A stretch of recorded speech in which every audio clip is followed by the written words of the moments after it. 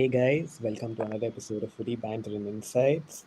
Right now, we're going to discuss the situation that has developed recently at Man United, with United sacking Ruben Amorim and his coaching staff. And it just actually feels so sudden because it's barely been a week into the new year, and we've had two big changes across the league already. And with me are Varun and Manan as always. And we'll start the discussion with Manan, who is a big United fan. So, Manan, can you close caption the entire incident? What has happened? How did Amorim first get the job? And what are the sequence of events that has actually led to his sacking? Hey, that's a really long story, but okay, let's do it point by point. So Eric Ten Hag was sacked as the manager, and there was a shortlist search was going on. People might remember Dan Ashworth was a director of football at United then, and Dan Ashworth had recommended Eddie Howe and Gareth Southgate and a couple of domestic English managers, whereas Jason Wilcox and other influential people at United were preferring Omar Amorim. Barada. Omar Barada were preferring Ruben Amorim. So one result was that Dan Ashworth went out, and Jason Wilcox became the director of football. And Amorim did not want to join mid-season, but he was forced to join mid-season. So United paid a hefty sum of money to Sporting to get him out of his contract. And yeah, he joined with the condition that he will play with his football philosophy, with the formation, with the tactics, strategy, etc., etc. He will be rooted to that. So those kinds of discussions happened and were agreed between the management and the manager. Uh, Last season, whatever Amorim managed was not so good. He was just working with like square pegs and round holes. Despite that, we had a chance to to qualify for the Champions League with the Europa League final, where we lost to Spurs. So in a way it was good because in the following season, which is the present season, we could focus on training, we could focus on inculcating the philosophy of the manager to all the players. And in the summer we went for a complete overhaul of our attack, where we purchased three new attackers for a sum of close to 200 million. And we chose to focus on those areas and sort of gave a backseat to the midfield. We were pretty stacked in central defense, and midfield and wing backs were sort of kept for future windows to overhaul or to sort of upgrade in a way. This season, uh, of course, there were still sort of stylistic issues to a certain extent, with players not really adapting so well as expected to the system and the philosophy. Like more than a system, to the philosophy of how the manager wanted to play. But the results were, even though they were up and down, the position was still great. Now the position was still great could be because of two reasons. One is because everyone else was also sort of in transition or inconsistent, or two, because the strength of the league is such that unless you are at the level of an Arsenal, it's very difficult to pull away. Or if you have Haaland and Donnarumma, it's very difficult to pull away. Because genuinely, I don't think City have been really great, but they have like these two sort of pillars at the opposite ends. One is going to score and the other is going to stop, and that has sort of separated them from the pack. So anyway, these kinds of things were happening. January window came up, and apparently Amorim wanted to have some money to sign players. And until recently, they were with the football management and Amorim were on the same page, and they had allocated 65 million for Antoine Semenyo, who eventually is sort of close to joining City. It was a player decision. It was not a financial issue from the club perspective. And from what I read and hear is that Amorim wanted that money to be allocated to a midfielder, which maybe the management, the football hierarchy was not agreeing to. Plus, the football hierarchy apparently asked Amorim to change the system because the players were not understanding it so well, to like a four defender system, which Amorim was not doing on a consistent basis. He had begun to do it, but apparently they were training in the four defender system and moving back to the five defender system for whatever reason once. And yeah, so those kinds of things were happening. There was a bust up apparently between Jason Wilcox and Amorim. And after the game, in fact, even the pre-game press con was very unlike what I have seen from Ruben Amorim in the past 14 months, where he had his demeanor had changed. So apparently, it was a result of the bust up on Friday. And then, unfortunately, United also drew the game, and we were not really dominant in the game against Leeds either. So performance was not great. Result was not so great either.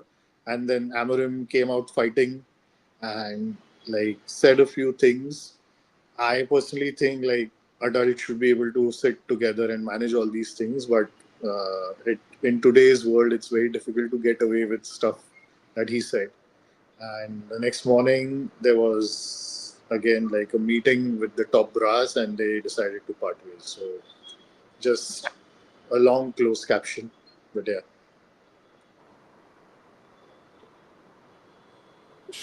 What do you think? Do you think Amorim should have been signed? No, I don't think he should have answered. I think the team was in the right direction, and key players like a lot of injuries were there, absences were there in the past few weeks, and like now, I think after Afcon we would have a lot of key players back in terms of injury, in terms of return from international duty, and we would have Licha Martinez back, who contributes a lot to the game that we are playing from the left centre back position. Like if you see in the past 2 3 games that he's played, the quality of management of the defense and the balls out from defense have been much better. Like he's been a clear upgrade. So yeah, I mean, you buy someone like he was bought. Like this manager was bought from another club, like any other player, and you sort of it's a project that's not going to give you results in 12 months or 14 months or even a year and a half. There was clear progress, tangible progress to be seen, and I would have loved for United to continue with Amorim for another year and a half, and to see where it goes, where he has like a few more transfer windows to mold the squad in how he wants the team to play. And yeah, it makes no sense to me why Amaral was signed unless he wanted to go, which is also what some rumors suggest. So, if United were not able to sign Semenyo, Mm-hmm. and clearly Amorim wanted a midfielder, Mm-hmm. which according to me was very fair because Mm-hmm. I think that is one place that you guys lagged, and Mm-hmm. with Bruno injured, I think that is something that was required. Mm-hmm. Why did you? Why do you think the board wasn't approving that kind of a transfer? Because I think for Semenyo's price, you would not get the targets that we have. Like for Semenyo's price, you would not get an Elliot Anderson in January. You would not get Baleba. You would not get Wharton. These were the three sort of key targets that United want to go for in the summer. And for that price, these three would not be available.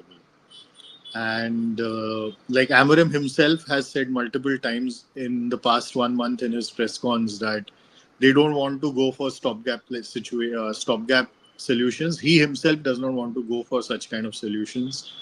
I would personally like put both my hands out to get Ruben Neves, like for example, from Al Hilal, if he agrees to regular EPL salary, because at 28 years old, with a lot of experience, with the quality he has, like he could be a great 2 3 year solution to the midfield. at a decent salary, and the transfer fee would be 20 odd million, which is pretty good for him. Meanwhile, we can develop the other players around him. Mino can develop other players who would come in the summer. So personally, I would go for it, but the sporting hierarchy and the manager did not want to go that route, and they did not have finances to fund a deal for their top three targets. Let's say. So then why was Amorim so upset about it? I have no idea. We have to ask him. The question actually starts off with that you have Sir Jim coming out in an interview and saying that In we are October, not right? we are Yeah. not going to sack Ruben Amorim. We want to give him 3 years. We want to see where the project leads, and his job is completely safe. Hmm. And when you have the ownership coming out with a statement like that, and then you have so again just highlighting two three things. One, Dan Ashworth is a very highly respected member of the football fraternity in England. He has done a great job at Brighton, at the England under 21s, and then at Newcastle. No, not United, just the under 21s, like the whole English national team correct. setup St. from George's the Park, and like yes, everything. correct, across levels. He Yeah. has United made a bid for him to Newcastle. They convinced Dan Ashworth to join them. They waited for 5 months for him to join. They Mhm. gave him a sporting director role. And then, after a few weeks into the job, when they realized that his vision was different from, let's say, the other people at the Omar club, Barada and Jason Barada in Wilcox. Yeah. particular, then they decided to kick him out of the project. Omar Barada was the COO of Manchester City. He wasn't the CEO. They convinced him to join in a, let's say, a move which was meant to throw City into, let's say, havoc, right? And you are getting one of their top people from their club into your club, and they are going to help, let's say, set everything together. And a CEO role is very different from a COO role. And I think, again, the kind of power he has been given. And Jason Wilcox, he was a technical director. He wasn't Mhm. a sporting director. And just because he agreed with Omar Berada, you kind of made the mistake of us waiting 5 months for Ashworth. I think they also paid Newcastle a significant fee to get Ashworth in, got him in, and within less than 6 months, they sacked him. Then they got in Jason Wilcox, promoted him to the top tier, made the decision to sack Ten Hag after giving him 250 million of transfer spends and buying players for him, which most of them had to be then again moved out, like an Anthony or let's say even a Malasia or others. No, so, like, I would correct a couple of things here. Yeah, please, Wilcox please. was already at United before Correct, Ashworth in correct, a technical director position, and he correct. was promoted to the director of football position after Ashworth was sacked. I don't think there was any kind of, there is no news or there is no indication that there was any kind of sort of what do you say, nepotism in a way that okay, Wilcox is agreeing to Barada and that's why he's sort of getting promoted or whatever. Like coming from the City football group, it is likely that they had similar visions already because both of them were ex City employees. About the transfers, I think after Ratcliffe came in, after Sir Jim came in, the transfers that we made for Ten Hag, like most of them are still around. A couple of them are still were like trusted by Amorim also a lot, like Delict and Mazraoui. Xerxes was not so much, and another was one more player who came in that window. Hoyland came and left. You No, no, have Highlight was Anthony. before Surgeon. Anthony was before Surgeon. So Surgeon came in like the like mid-season when these guys were there. So like this was the transfer window for those guys. So like I don't think it was that way. Like all these other guys, Hoyland and Anthony, and like all these guys were pre Ineos Summer basically. 2024 was the transfer that Yeah, yeah. Summer Ineos handled. 2024 was the transfer that Ratcliffe actually sanctioned for Ten Hag. Yeah, yeah. So anyway, continue you. So from that aspect, we have on paper a very senior football, let's say, operator in Sir Jim who has owned Nice for a while now, and he is a football man from whatever information which has come. That's why he was given the operational control of one of the biggest clubs in the world and the biggest club in England. And then you bring in the right people and then are not able to work based on their visions, and then it separates. And then you again bring in someone in terms of a managerial role, and then give the, let's say, vision that no, we are going to trust him, we are going to back him, we are going to give him 3 years, and then we are going to go forward with him. And then suddenly again everything changes. So the point is that there seems to be a very big dissonance in terms of what is being said and what is being done, which is a big concern. Like, I would completely understand ki, okay, fine, if you make a mistake, you correct it immediately, there's absolutely no problem. The problem which happens is you make the mistake, you say that you're going to stick by something, and then you spend money. Like right now, if let's say they have gotten players who are more adaptable to a 3-4-3 formation, and then again, let's say a new manager comes in with a different vision, then again you have to start the process all over again. Otherwise, you get in someone who can play the 3-4-3 formation, which apparently no one wants to play at United. So I think that's where somewhere there seems to be something amiss big time. Like whether it's Sir Jim, whether it's Omar Berada, whether it's Jason Wilcox, whether it's now Ruben Amorim, and like it seems to be repeating a circle, right? Because today you have Darren Fletcher coming in and stepping in for the next couple of games as an interim manager.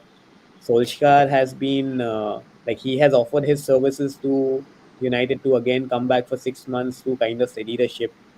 And I don't see a particular direction right now. Like with Ten Hag, there could not be a clear direction. With Amorim, it was thought that the direction would be there irrespective of results. But again, like if you had to sack him based on results, the last year would have been the time, because you've not been able to get any of the objectives that you had wanted. And this time around, honestly, in terms of the league position, they are so well positioned to finish top four. Like they are not in Europe, they are not in the Carabao Cup. They are going to practically play only 18 games plus FA Cup games from now till the end of the season. And you have all the big teams around them losing points. You have Liverpool who are losing points. And like literally, if they go on a decent run, they should easily finish top four. So I really don't understand the thinking of why Amorim needed to be sacked right now. I can understand if he was sacked last summer, or if he was sacked, let's say, when things were at their lowest point. And again, one more point I'll make is if you actually look at the league table right now, there were at least 3 or 4 games which United could have easily won or drawn, and they would actually be much closer to Arsenal or Villa right now. Hmm. So again, I really don't see results or the league table as any sort of benchmark for him to be sacked. And yeah, I'm kind of not understanding why it had to be done now. Yeah, I will take it from two perspectives, right? I will first take it from a perspective of the board and the owners, etc.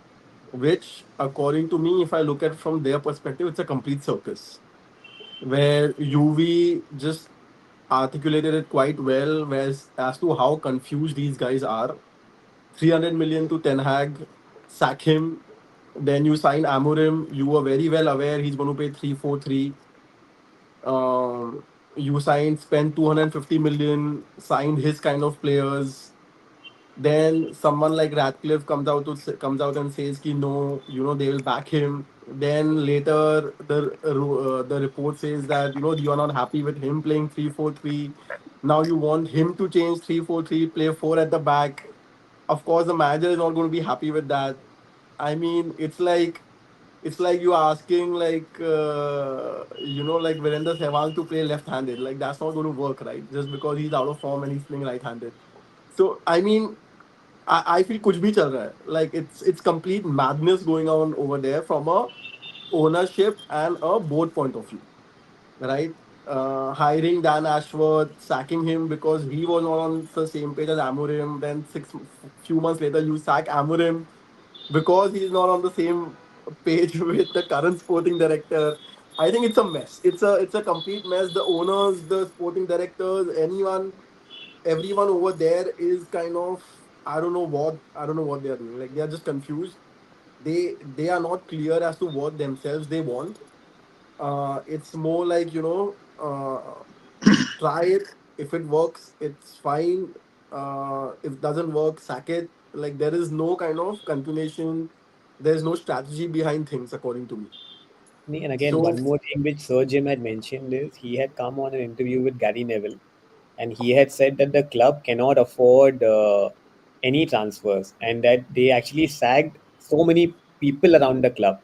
Like they exactly, also sacked the legends का जो उनको एक basic मिलता था. yeah, I don't know the term for it, but if you just go through yeah, the reports, there was severance. yeah. So and then when you go in the summer and then you find the money and like essentially I am not understanding why there is a different message to the media and then there's a different action being taken. Also, I just did a little bit of research earlier today when uh, Ruben Amorim had come out in the post-match conference and shared that I am here to be the manager and not the head coach. Wherein, actually, if I look at his announcement message by the club, it clearly says that Ruben Amorim has been appointed as head coach. So again, there is some sort of difference in terms of the communication to Amorim, or maybe his understanding, or I don't know what it is. Like there was no uncertainty. Like on the official United club, this thing it is mentioned. Ruben Amorim has been appointed as head coach of Man United Football Club. So I don't know where the message got kind of distorted. So that is, so for me that was one point of view. The point of view from a point of view of the owners and the sporting directors and the back staff and everything, that the all the shithousery that's happening on the back end, right? Now, if I look at from an Amorim perspective, right? I was looking at the league table since the time Amorim joined United, and that doesn't flatter Amorim at all. Like literally, he's like fourth or fifth from the bottom. He Since has the a time he worse record joined, than Gary Neville. yeah, since the time he joined the club to the time he was sacked. So it's not as if that you are doing great on the field. I was telling man the same thing. It's not as if you're doing great on the field. You are giving some great performances on the field. Correct? That you have that audacity to come out in the media and say shit things. Right? So you आप Hold on, अपने one like, more point. You see the table of Sporting. Sporting literally, like he had won everything there was last season before he joined United. So if you compare yeah. the Sporting tape, like he had more wins for Sporting in half a year than he has at United over 1.5 years. It was that different. So he has come from a very different place in the organization. Like he is on his ego level is like here, and then it got Yeah. deflated to like zero. Yeah, my only point is that you don't have any credit in the bank. Correct? You don't have any credit in the bank to actually go out and talk things that he spoke about. Like at like you have not performed on the pitch. Like this season, as you were saying, like literally no Champions League, no midweek games, out of the Carabao Cup very early, and some of the performances, some of the results that United have had have been terrible. Like I mean, that Wolves game was so bad. Like I don't know why. Like I even watched like half of it. I don't know, but I watched it and it was terrible. I was like, "क्या चल रहा है?" Like I watched the bit of the Leeds game again. Terrible game. I don't know. Like at what basis is the manager, after the team plays like that? At what basis the manager can come out and be like, have any like kind of command, basically? That's one point. The second point being, yeah, you are in a professional setup. Correct? You are in a professional setup. You are a mature person. You are a manager of one of the so-called biggest teams in the world. You can't be that emotionally driven ki you come out in the media and spew anything. Correct? ठीक है. you wear your heart on your sleeve and all of those things, but that doesn't give you the right to come and say anything in the media and be so emotional about like, array, like, and then come and be like, array, हाँ ठीक है बोल दिया ऐसा. It's, you have to have some professional boundaries as well. So I mean, see, again, I feel it was like both. Like, the I think it's a complete mess at the back end, and I don't think Amorim did really well as a coach at United as well. So I think it was a lose lose kind of a thing from both the ends, according to me. Just one comment from me, and then we'll let Manan respond. So, a few years back, United under Solskjaer were doing amazingly well. Jorge Mendes engineered a move for Ronaldo to join City. Ronaldo had agreed. And then, because of a fear that Ronaldo will join City, United changed their game plan overnight and got him convinced to join United. In a similar, albeit manner, there was a very clear mandate that City had had. Hugo Viana went from Sporting to City as their sporting director. Ruben Amorim was being lined up as a replacement for Pep Guardiola after he had left. That's why he was clear he did not want to leave last summer or last winter. And United identified, because there was a change in hierarchy, they knew who City was going for. They decided to go for Amorim and basically give themselves the best shout out in terms of taking the team forward. And again, it has really not landed well. So I think whenever you are going in a strategy which is not your strategy, somewhere it is not working for United. Yeah, but I don't think it was the case with Amorim. Like, It was. It no, no, was. it देख was ना, not that. let's look at a conjecture only कि आज suppose let's हाँ, say Ronaldo का example अपने सामने है and Ronaldo let's का तो say मैं बोल ही डिबेट ही नहीं कर रहा हूँ. नहीं, एमोरिम का तो and these guys wanted Amorim. but why did they want Amorim? Because he was the prime contender to replace No, that was Guardiola's. not the reason. That was That not the if you reason. go and watch our stream when we did the whole time when Ten Hag was sacked and Amorim was hired, that is all we talked about. It was because Man City wanted Amorim, and what you we saying? They had signed the sporting director. Even when they signed the sporting director, we were saying that No, this is the Amorim lead was up to the signed before the whole thing. sporting director was signed by City. No, No, no, Yeah. no. Hugo Viana was no. signed much before, You, for sure. Hugo Viana No, was no. signed before. We discussed when Hugo Viana was signed that this is the precursor to Amorim joining Man City. So that was the actual timeline, basically.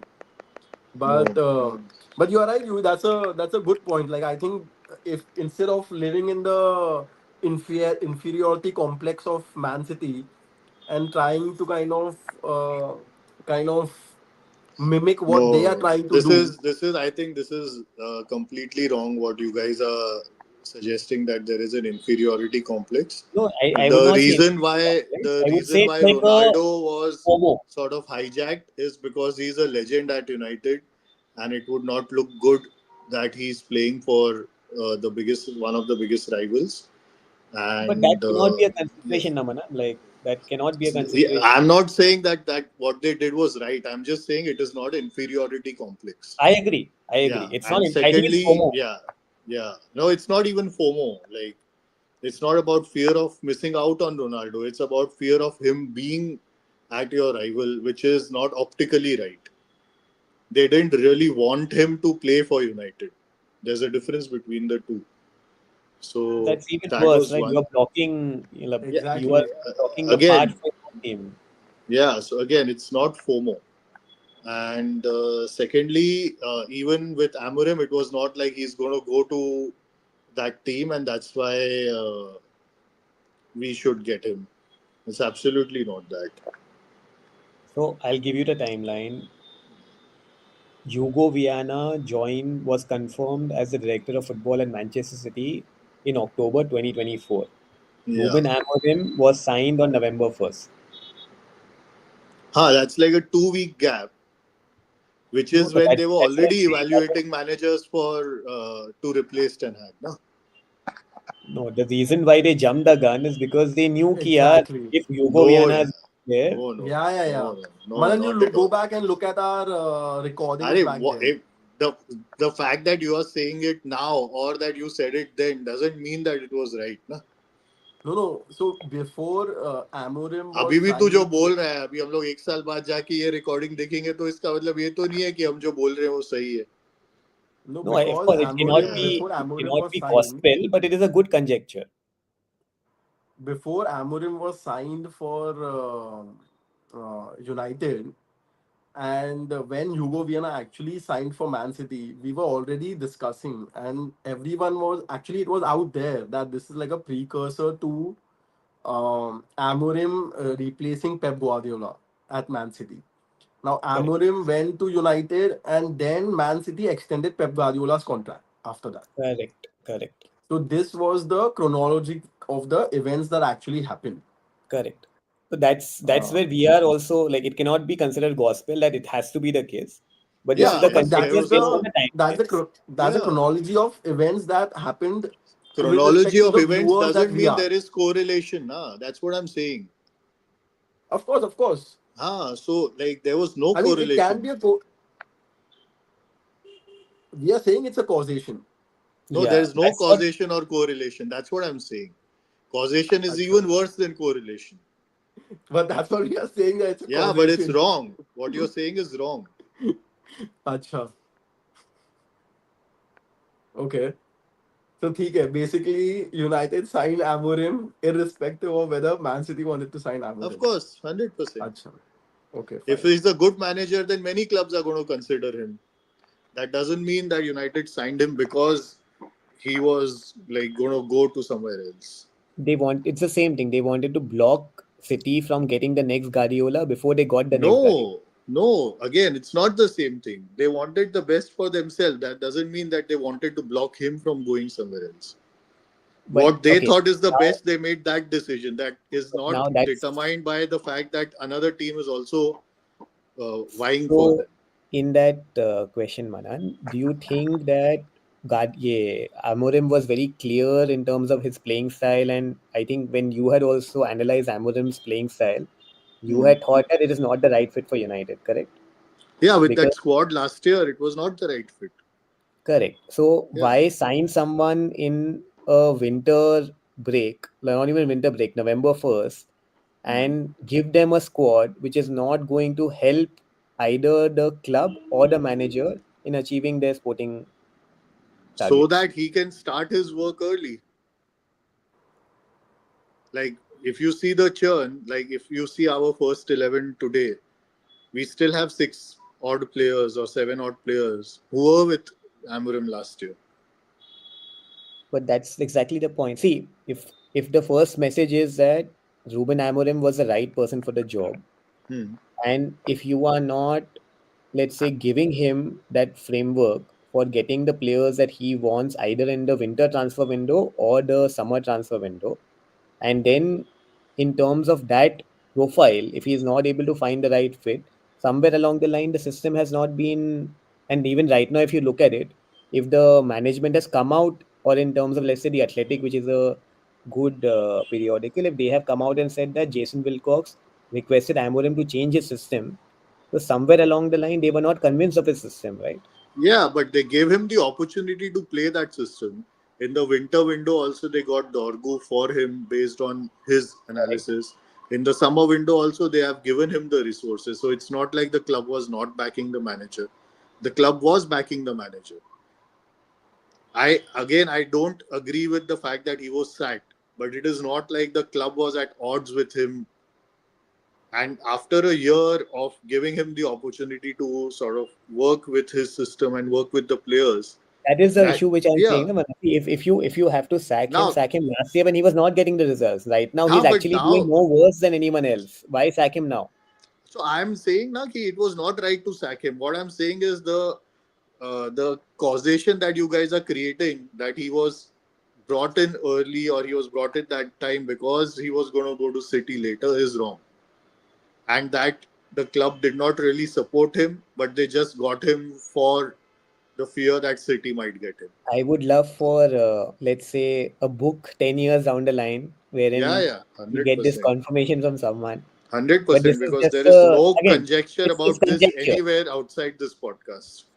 That's what I'm saying. That's where we are, let's say, thinking one step ahead of everyone else. Yeah. No, I think this is just overthinking. The either ways, I mean, I think it came across that way, but either ways I feel from both point of view of like the backroom dealings at United with Radcliffe, with Umar Barada, with Jason Wilcox, I think something their thought process is very like I don't think their thought process is correct at so many levels. They are just fucking up things. They are not kind of thinking in the terms of either long term. Their communication with media, as UV said, is not correct. Their decision making, according to me, is not correct as well. And this is not me for some reason, like siding with Amorim or saying that he was a great manager or he wasn't a great manager or he did a good job at United, he didn't do a good job at United. I just feel, given the entire sequence of events since the time Ratcliffe has taken over United, it's not been anything better than what it was under Glazer. Correct? Yeah. That is, as a neutral, it comes across that way. And second thing, when I look at Amorim as well, I don't, from that perspective as well, I don't think Amorim did a great job at United. I think the performances were way below mediocre. Yeah. Like if you I look don't at think he the, did a great job either, but he was improving the team and he was on the right track. If he I were mean, doing a great job, he would not be sixth. Like a great my job is. point is, my point is he, if he was doing a below mediocre job, even as a manager, sometimes you have to bite the bullet, take your time, see the situation, and then when you are performing on the pitch or when you have delivered on the pitch, you demand things from the sporting director, you demand things from the hierarchy, right? We were discussing things, the same thing with Maresca, right? He won couple of trophies, he did well with Chelsea, and then he demanded that kind of involvement in the whole management of the team. Whereas I don't think Amorim ever reached that point where he was in a position to demand things. Yeah. So that So again goes that, back according to to me, like was from an what. Amorim point of view where Yeah. I think he misjudged the whole thing. Yeah, but maybe that the discussion with him was different to what it was with Maresca when he was signed, and like what he said in the interview was absolutely wrong. But I don't think it was a below mediocre job that he did at United. Like we were in a very bad position, which was also made worse after he was signed. Like, or it was the true sort of reality was reflected maybe.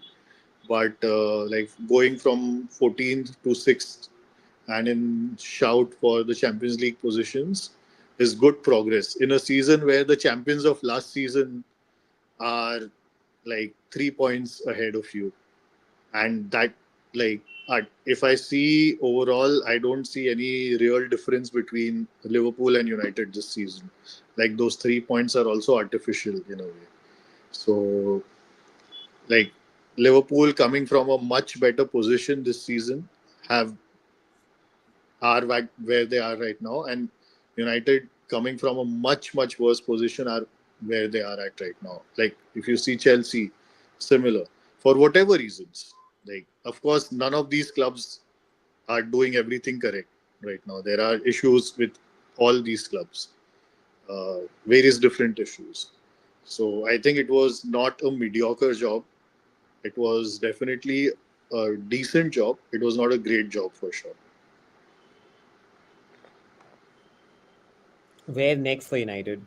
What do you think is the right move now, given the present scenario? One, If there it were are me, if it were me, I would bring in a proper manager.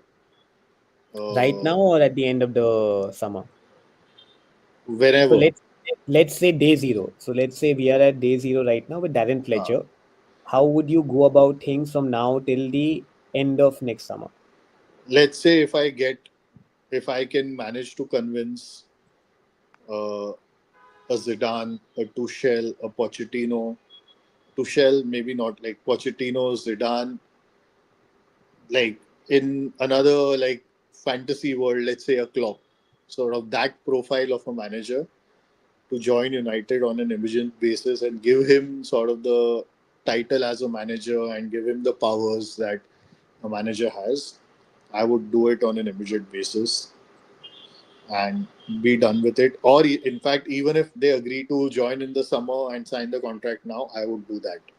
And then have like someone like a Solskjaer just come in and I mean, with this squad and with the time we have between games, I think even a manager like Solskjaer will get us into the Champions League at best, at worst, Europa League, which is anyway what the club is okay with Europa League next season. So that I would do, but I don't think they are looking for a manager. They want someone who's strictly a head coach, and I think for the head coach profile, like the first name that comes to my mind is Kieran McKenna. I think we were discussing about this on our group also. Like he knows the club. He's a brilliant coach, and the profile that he has, he would be okay being a head coach and not a manager. So so yeah, these are sort of the two types of directions that I would go. Like you can't expect to have, let's say, a Javi who's linked heavily to United. You can't expect to have him and then expect him to be a head coach, like or be okay being a head coach. It doesn't add up.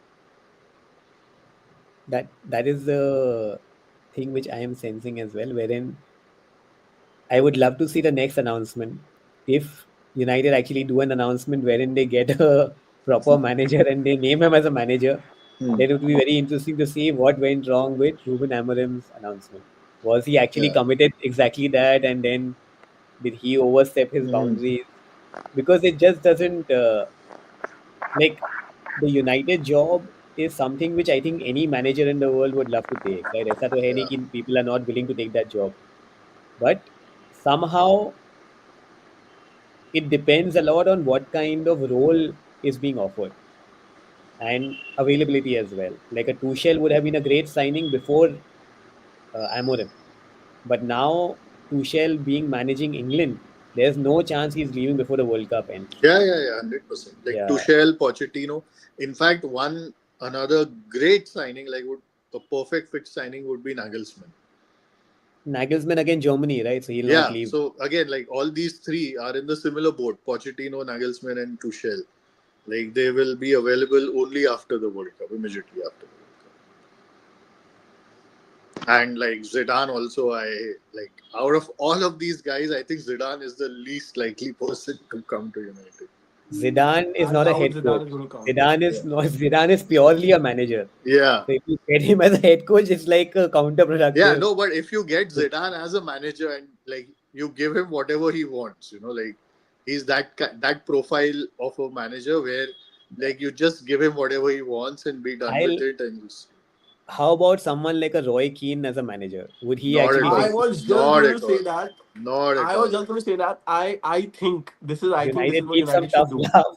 They No, need no. the Yeah, I think for the 6 months now from here on till the end of the season, just to straighten the players and just to discipline them, I would get someone as Roy Keane. Yeah, but It's there like has like that is implying that there is a discipline problem. Now there is no discipline problem anymore with there's the a performance players. problem. There's a performance problem. There's not a discipline problem.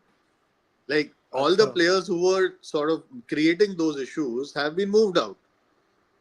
Like this applies to the team last season where such kind of issues were existing. Now there's no So, discipline problem as such. I so thought there Agar, was a suppose certain player in the team whose brother came on the pitch saying that free this That's the player. family of the player. Yeah, the player has Then not I done thought there was anything. a certain player who, after Amorim got sacked, loved put a heart on the post that Amorim got he's sacked. he's not even in the United squad now.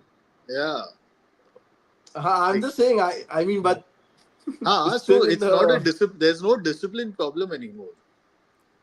I No, but think if you just evaluate the facts, Roy Keane knows the club inside out. He was the leader of United during the best spell that United have had for a number of years. He is a disciplinarian and he is very good at communicating his message to his players. He knows how a Man United player should think, eat, walk, Like basically, he will create that structure for anyone else coming in. So my Exactly. problem And is he will my be like, problem. he will tell the players what it is to mean a United player. Like, Yeah, teach Exactly. them that. but the problem is like I think all these guys, Gary Neville, Roy Keane, they are so stuck in the past. Like football has changed from when they were playing. In terms of like how a club is, how a player is, all of these things have changed. And Keane tactically is so bad. Like he was a manager before. Like I don't But know if you guys know, Roy Keane managed Sunderland. There don't is, get by him the in way, that role. Yeah, Don't get him in that role. there is a comment from Rishit Chaturvedi asking us, "Are you all Man United fans?" I think the only Man United fan here is Manan. yeah, Yeah, sorry, go on. Yeah. Just answering But he's the right. comment. yeah. Yeah. So like that's why I think like sort of someone like a Solskjaer is still sort of on an interim basis still makes sense because he also knows the club inside out. He would instill in players what it means to be a United player. All these kinds of things would happen. Like he would sort of make them understand the privilege that they're enjoying. But like he's a lot better than Roy Keane tactically as a manager. So No, no, like that would I was steady the not ship. saying to get Roy Keane as a manager, but I think get him as a part of the backroom Yeah, staff, where probably someone like whoever you want to get as a caretaker, interim manager, whatever you want to call it, get Roy Keane along with that person as a part of the backroom staff. He will actually get that attitude in the players as to what it means to kind of deliver on the pitch as a Man United player. I, What it means to be a Man United player. That passion, man, and like all of these things. I think these players are far away from it. I will give you one So more example. Arsenal during the summer break, they got in Gabriel Heinze, who is a former United player as part of their backroom staff. And you see the intensity, the way they yeah, kind of communicate. It's crazy, right? And there is no reason why a Heinze would have preferred Arsenal over United if he was given the option. So that makes a big difference. That kind of winning yeah. spirit, So again, intensity. like Heinze is the right person to get in your backroom staff. Keane is not. Like Neville is not. They have been in Neville, so backroom definitely staffs. not. See, Neville They is have been definitely in not. backroom staffs Neville for definitely different not. teams, right? Like they have been there for different teams and not done anything for those teams. Like it's been bad throughout. In fact, Roy Keane, in his first season as manager, he promoted Sunderland from the Championship to the EPL just by force of his personality, not because of anything else. But in the EPL, like he was so poor, so poor. So I don't think like and like as a fan right now, I would not want any of these old legends around the club. Like just would want to have a clean break from them. I Uh, think you and Sir Jim are yeah. thinking alike. Yeah. Like I would just want to have a clean break from their influence in whichever way at the club and like start it afresh so that like some kind of sort of like modernization can come to the club. We can't keep living in the old era and like old glory days. You know, like there has to be a refresh and a reset. I think this circus is going to continue for a while. I think Let's see. it's. Let's see. I think Like I think the one big problem at United at the top level is there are too many cooks. Like there's Jim Ratcliffe, there's Omar Marcus, there's Chris Wivell. Like just too many people like in the sort of leadership team. There's no clear differentiation of roles. Like too many people are involved in making the decision. Like I think having and imagine there was Dan Ashworth in addition to all of these guys, plus the manager. There's a There's just too report many coming in the cooks. United are also looking for another sporting director to help Jason Wilcox. Yeah, there you go, Manan. yeah. They are It makes no copying sense. they are copying the Chelsea model, but Yeah, without the let's say not exactly. So it's like I yeah. find very I annoying. don't think Jason Wilcox is going to do so well with someone with him. Like you have Ratcliffe, you have Berada, you have Wilcox, and just that should be the end of the top management. Like, you have three Uh, people and the manager, and that is more than sufficient. Like, I don't see a reason to have a Vivel or another sporting director or like another chief scout or all these kinds of things. Like, you have those positions, but you don't include them in like direction of the club. And I I think think the there's just thought too many process people. of everyone at United at the back room is very haphazard. I don't think they have the वो धीरज नहीं है, वो स्थिरता नहीं है उनके decision Uh, making में. You need Like I, sthirta. I no, You so need that. like, You need that like calm and I'll composure. I'll give you an example which Varun will relate to. It's like a management of a listed company. If he goes and says something in his earnings call, and then he does the Exactly. exact different thing in the next quarter, the share price is gonna crash, and people are not gonna trust the club anymore. And this has happened Correct. twice in the last 6 months at United now. So essentially, it's like whatever he's gonna say now, that's gonna come up in a very no, but negative it's manner. not happened in the twice in the last 6 months. Yeah, Yeah, na, that's very wrong. summer window के पहले he was like, यार, I don't have money to spend for players. I So have to he take that was the true. Like, we could barely get Dorgo in January, and through all those cuts, the money we saved was invested in uh, summer. I highly But doubt that's that, not true, yeah. dude. Arey, why is it that not true? Yeah, you see the amount of money we've sort of saved by all those cuts, and then we sold a lot of players, and Yeah, that's you how we saved. could. Yeah, you guys saved like chindi. Yeah, five No, thousand that's not. dollars, नहीं, ten thousand अरे किसने dollars. बोला ऐसे? वो सिर्फ एक जो example है वो ओल्ड वेटरन एक्स प्लेयर्स के फंड का, वो कुछ $40,000 था. उस एग्जाम्पल को लेके ही हम सिर्फ नहीं नहीं बोल वो ही सकते. नहीं. We There saved. was another example where they canceled the meal plan for like the backroom staff or हाँ, something like but these are that. all small expenses that have added up to give some kind of room to us. So it's not That that. doesn't And give. like, That's not going to give you. and That's not going to give you guys a room for spending Arey, two there are fifty million small, in the small summer window. expenses, Yeah. those add up. Na, yaar. It's not just individually, each will not, but all these add up.